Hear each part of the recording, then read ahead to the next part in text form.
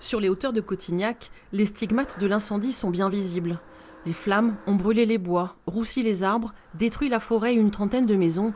Des dégâts importants à l'extérieur du village qui ont fait fuir les touristes. Depuis une semaine, ce caveau de dégustation est quasiment désert. On ressent le manque de personnes.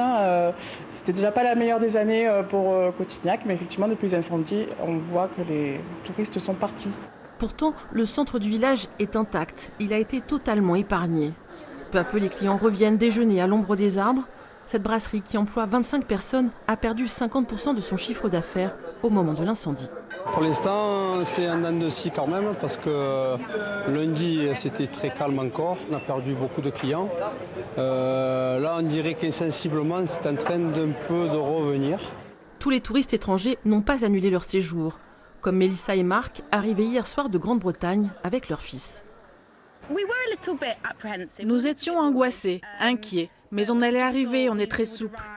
On a une voiture, on peut se débrouiller de différentes manières si besoin. Et donc on a pris le risque parce qu'on avait prévu de venir.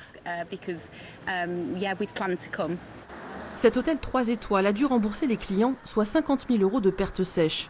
Les prochaines réservations sont prévues pour septembre. La saison est compromise. On a eu beaucoup d'annulations.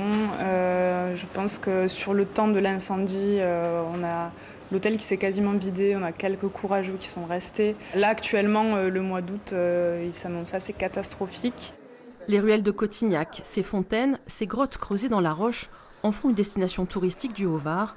Un patrimoine qui n'a subi aucun dommage, tout comme les bols en porcelaine de cette céramiste.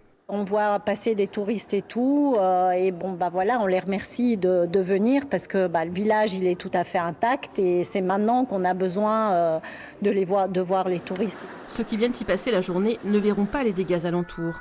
Ils tombent vite sous le charme provençal de Cotignac, l'un des plus beaux villages de France.